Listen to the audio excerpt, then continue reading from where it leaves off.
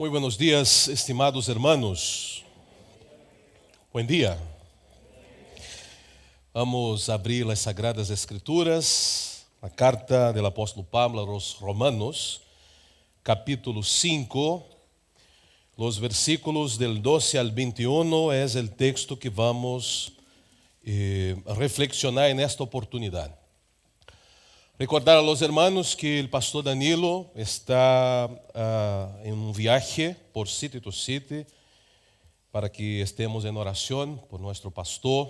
En la semana ya va a estar de regreso para que ustedes sepan que el pastor por esa razón no está con nosotros en esta mañana. Nosotros estamos hoy día cerrando la miniserie de 2 sesiones o 2 capítulos hablando sobre los pactos de Dios en una división breve de 2 sesiones. En la semana pasada estudiamos el pacto de obras y hoy día el pacto de gracia. No estamos estudiando la totalidad de los detalles, pero estamos conectando todo este año esta temática relacionada a la visión de nuestra iglesia, la visión casa. Y la C, la primera letra, tiene relación directa con conocer a Dios. ¿Cómo conocemos a Dios? Conocemos a Dios a través de lo que Él nos ha revelado. Y el registro fiel de lo que Dios nos ha revelado es las Sagradas Escrituras del Antiguo y Nuevo Testamento. Y la relación de Dios con su pueblo ha sido una relación pactual. Entonces vimos un bloque largo estudiando sobre los atributos de Dios. No estudiamos todos, algunos de ellos. Estamos haciendo esta miniserie acerca de los pactos y vamos a seguir hablando de encuentros que transforman. Vamos a hablar de cómo los atributos y el pacto se hace real en la vida de personajes bíblicos y siempre haciendo una conexión con nosotros mismos. Así nos dice la palabra del Señor. Por tanto, como el pecado entró en el mundo por un hombre y por el pecado la muerte, así la muerte pasó a todos los hombres por cuanto todos pecaron. Pues antes de la ley había pecado en el mundo, pero donde no hay ley no se inculpa de pecado. No obstante, reinó la muerte desde Adán hasta Moisés, aun en los que no pecaron en la manera de la transgresión de Adán, el cual es figura del que había de venir. Pero el don no fue como la transgresión, porque si por la transgresión de aquel uno morreron, los muchos abundaron mucho más para los muchos la gracia y el don de Dios por la gracia de un hombre, Jesucristo. Y con el don no sucede como en el caso de aquel uno que pecó, porque ciertamente el juicio vino a causa de un solo pecado para condenación, pero el don vino a causa de muchas transgresiones para justificación. Pues si por la transgresión de uno solo reinó la muerte, mucho más reinarán en vida por uno solo, Jesucristo, los que reciben la abundancia de la gracia y del don de la justicia. Así que, como por la transgresión de uno vino la condenación a todos los hombres, de la misma manera, por la justicia de uno vino a todos los hombres la justificación de vida. Porque así como por la desobediencia de un hombre, los muchos fueron constituidos pecadores, así también por la obediencia de uno, los muchos serán constituidos justos. Pero la ley se introdujo para que el pecado abundase, mas cuando el pecado abundó, sobreabundó la gracia, para que así como el pecado reinó para muerte, así también la gracia reine por la justicia para vida eterna mediante Jesucristo, Señor nuestro. Y podemos cerrar la Biblia y a la casa felices. Un tremendo pasaje, el apóstolo Pablo, inspirado por el Espíritu Santo, haciendo este paralelo entre Adán y Jesucristo. Adán, que representa a todos nosotros, y Jesucristo, que vino para la redención, para la salvación, para la justificación, para nuevamente conectar al hombre a la presencia de Dios. En ese sentido, nosotros tenemos que volver un poquito a Génesis capítulo 2, que estudiamos en la semana pasada, cuando Dios estableceu um pacto. E que é um pacto? Um acordo, né? Com regras claras, hecho em duas partes, donde ambos têm a responsabilidade de cumprir cabalmente lo que está aí proposto. Recordar que Deus estabelece um pacto com um homem perfeito, um Deus perfeito, justo, santo, todo-poderoso, criador de todas as coisas. Lo que hemos estudado referente a seus atributos, estabelece um pacto com um homem que é perfeito, um homem santo, criação suya. Tinha Adão total condição, capacidade, habilidade, antes de la caída, de obedecer a Deus, de obedecer al pacto, de cumprir com todo lo que estava establecido, determinado, informado. El hombre tenía conocimiento pleno. En las condiciones del pacto, obediencia, que lleva vida plena, vida abundante, vida eterna, permanente comunión. En la desobediencia, la maldición, la separación y la muerte. Nuestros padres, en absoluto, tenían conocimiento de la verdad. Tenían conocimiento del pacto, tenían conocimiento del acuerdo. Tenían libertad, cosa que usted y yo no tenemos.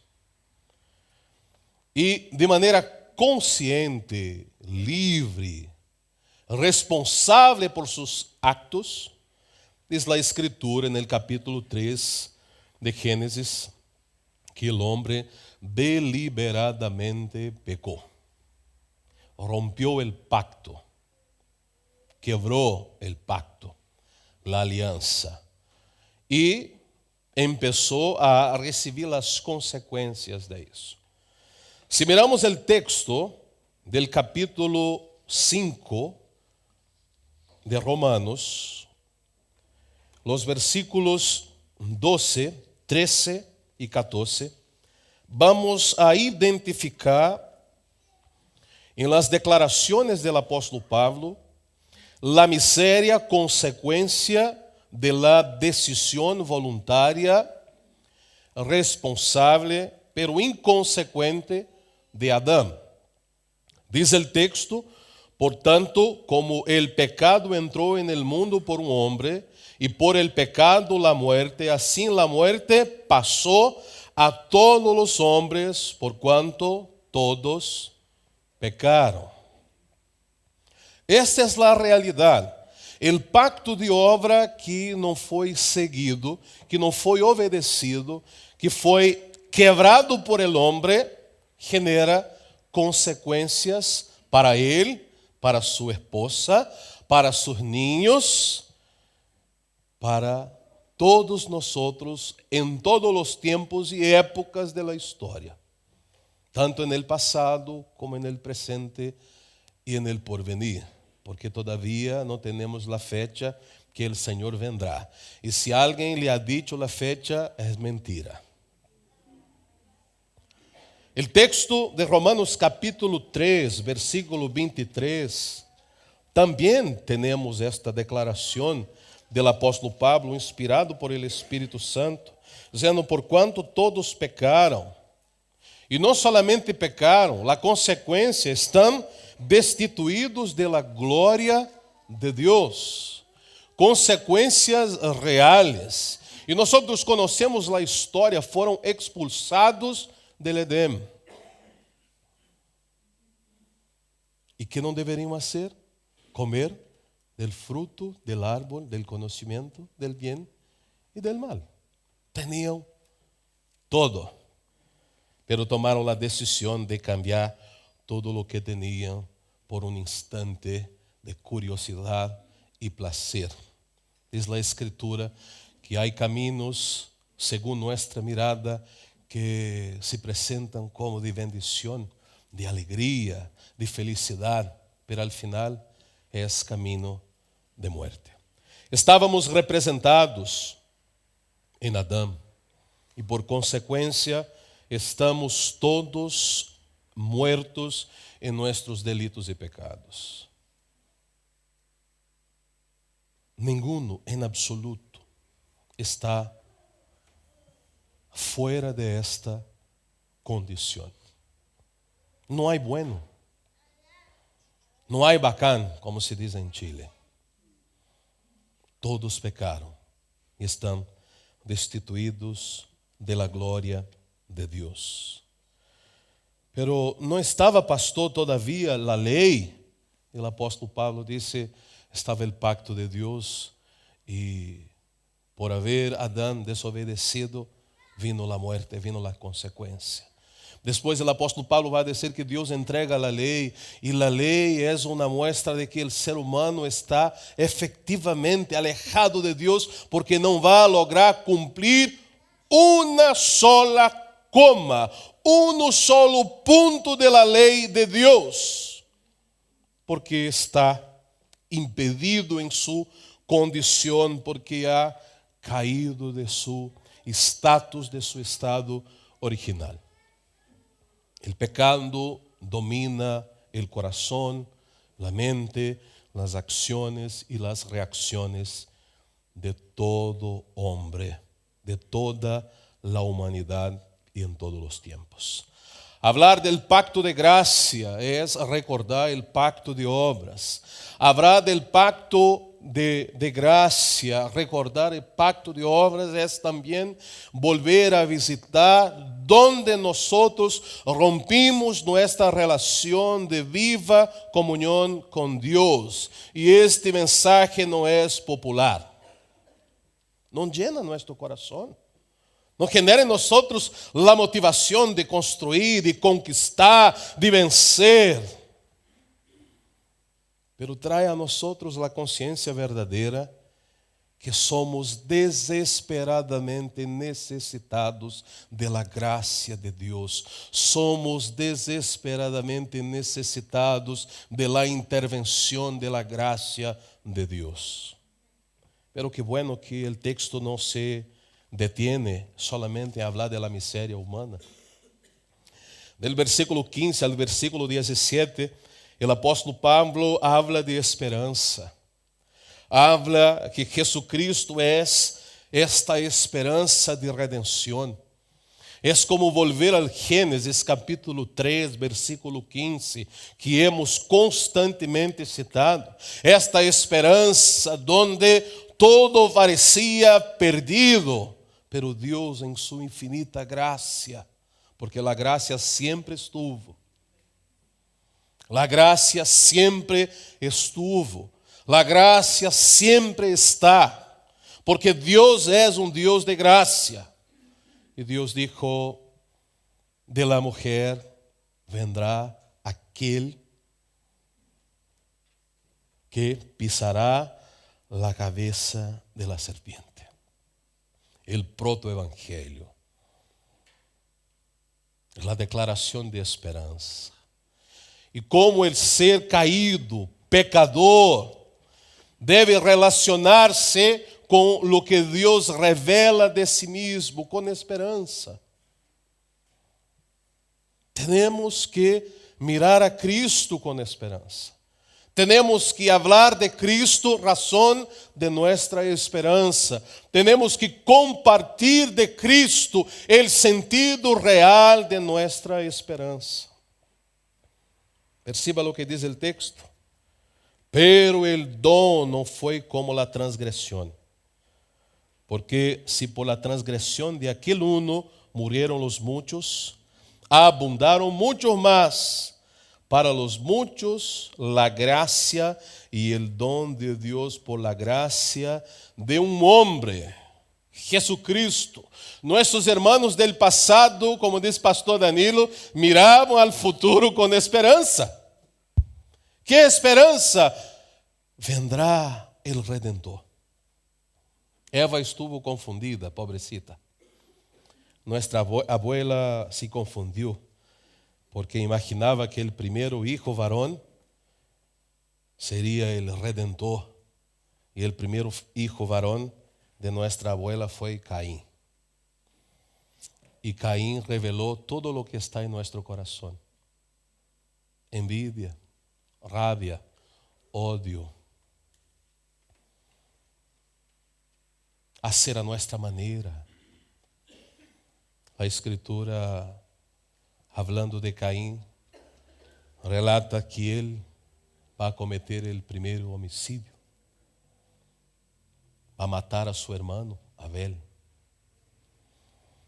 Y va a buscar justificarse como su papá y su mamá. ¿Dónde está su hermano Caín? ¿Qué contesta Caín? No soy el tutor de mi hermano.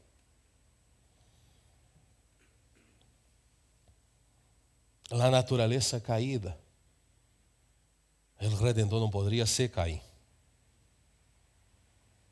Dios va a entregar figuras, tipos, a revelar su verdad, va a enviar profetas, va a anunciar de que el Redentor vendrá. Y los hermanos fueron desde el pasado movidos por la fe de que en algún momento de la historia Dios enviaría el Redentor para cumplir efectivamente esta promesa, esse pacto de volver a conectar-se com el santo, com el perfecto, Rei de Reyes, Senhor de Senhores.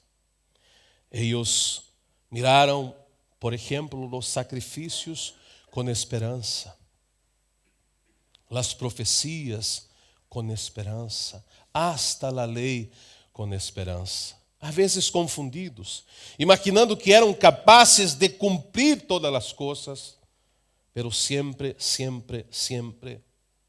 chegavam à conclusão que não eram capazes. Não eram capazes. Diz o apóstolo Pablo, com el dom não sucede como no caso de aquele uno que pecou, porque certamente o juízo vino causa de um solo pecado para condenação, pero el don, hablando de Cristo, vino a causa de muitas transgressões para justificação. Versículo 17, pois se por la transgressão de uno solo reinou a muerte, muito mais reinarão em vida por uno solo, Jesucristo, los que reciben la abundancia de la gracia y el don de la justicia. Se você vuelve aí uma página quizás de sua Bíblia ou em sua aplicação, o versículo 1 del capítulo 5 de Romanos diz que fuimos justificados por la fé, tenemos paz com Deus por meio de nosso Senhor Jesucristo. A esperança verdadeira, a esperança que não instale no coração o desespero, al revés, que nos traz seguridade. Nossos irmãos del passado tinham a segurança de que Deus é fiel e cumpre lo que diz. Nosotros intentamos, pero Él cumple todas las cosas. Por lo tanto, desde la caída está el anuncio de la esperanza. Miramos nuestro pasado, miramos la cruz, miramos el Nuevo Testamento, miramos los apóstoles, miramos la iglesia primitiva y tantos otros que vivieron antes de nosotros, que no solamente miraron hacia el pasado, tuvieron el privilegio de contemplar de manera visible la esperanza. Del versículo 18 al versículo 21, el pacto de gracia que nos hace volver a considerar el estado de caída, pero que nos apunta a la esperanza en Jesucristo, que vendría.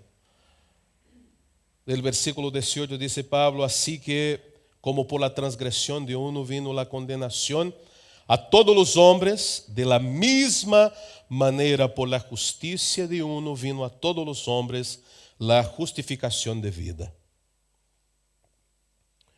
El 19 dice: porque así como la desobediencia son las condiciones del pacto, de un hombre los muchos fueron constituidos pecadores,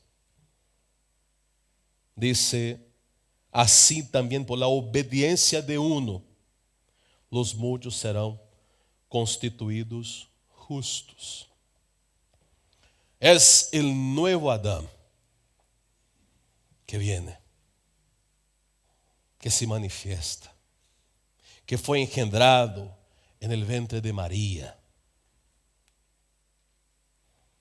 Es la guagua, en buen chileno, contemplada por los pastores, adorada por ellos, reconocido como el que había de venir, que fue profetizado. Nuestra esperanza se hizo carne, nuestra esperanza se manifestó entre nosotros. Dice el texto: vimos su gloria, gloria como del unigénito del Padre. Isso é hablar de graça. É uma guagua que tem que aprender a hablar, a caminar. É nosso Cristo, que sua madre lo mirava e dizia: aí está mi Redentor. É o adolescente que se queda no templo, enseñando la ley de Dios, los mandamientos de Dios, los principios revelados, predicados y anunciados en el pasado a los entendidos de la ley, y están sorprendidos con su sabiduría. Es aquel que Juan el Bautista, su primo, lo mira y dice: es el Cordero de Dios que quita el pecado del mundo. Es aquel que tiene poder y llama a 12 hombres para instruirlos y enseñarlos en toda verdad y después enviarlos para ser testigos de él, haciendo discípulos de todas las naciones, bautizándolos en el nombre del Padre y del Hijo y del Espíritu Santo y enseñándoles a guardar todo lo que él los había enseñado. Y nosotros somos fruto de todo eso. Es la esperanza que habla con autoridad y poder y hace que los vientos, que las olas queden en silencio y tranquilas. Nuestra esperanza es real. Nuestra esperanza es una persona. Nuestra esperanza tiene nombre. Nuestra esperanza es Jesucristo.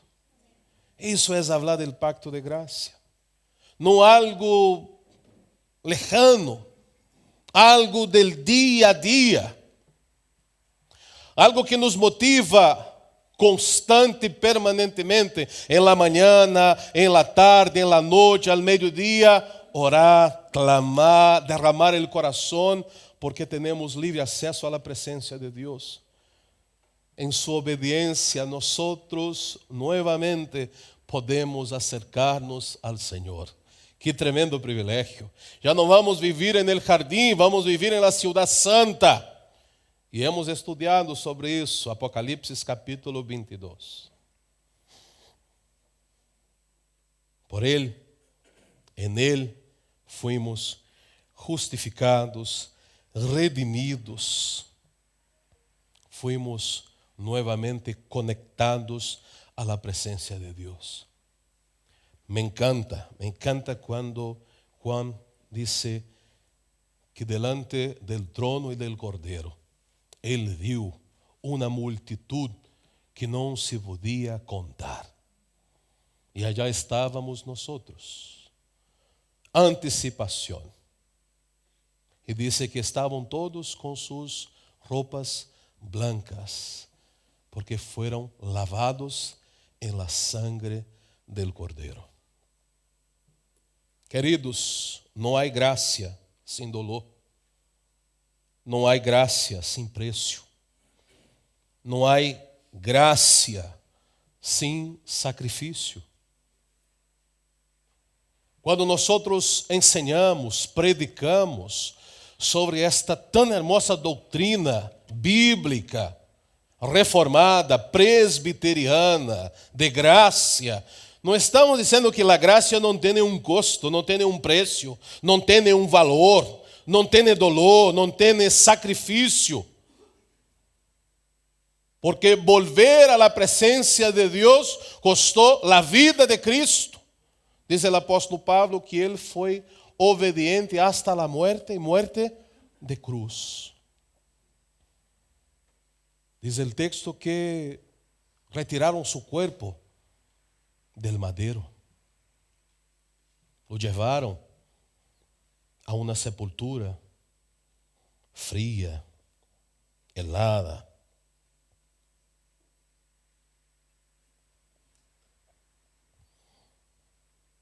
Pero dice el texto que al tercer día, donde reinó el pecado, donde abundó el pecado, Cristo resucitó. Cristo triunfó sobre la muerte y cumplió lo que había dicho. Yo he venido para que ustedes tengan vida y vida abundante. La muerte, consecuencia del pecado, no pudo en absoluto detener al Cristo. No solo razón de nuestra esperanza, encarnación de nuestra esperanza. Y en el credo tenemos la afirmación que Él está sentado a la derecha de Dios Padre Todopoderoso. Intercede por nosotros, pero un día vendrá, y vendrá para buscar a los suyos, aquellos que son alcanzados por su obediencia, por su entrega, por su sacrificio. Adão não pudo. Nosotros tampoco, pero Cristo sim pudo. ¿Dónde has puesto tu mirada? ¿Dónde has puesto tu esperanza? Le invito a poner em Cristo. Quero terminar, queridos, com 3 aplicações, como bom presbiteriano. Primeiro, mirando esse texto, recordando os pactos de Deus, o pacto de obra, o pacto de graça, não há em nós e ninguno na história razão, motivos que nos pueden servir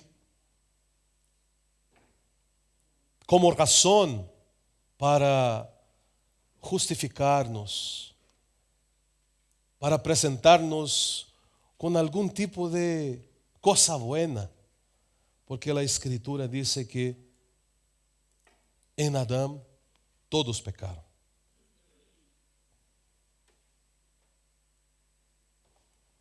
E o salmista disse: fui engendrado em pecado. Nascimos assim.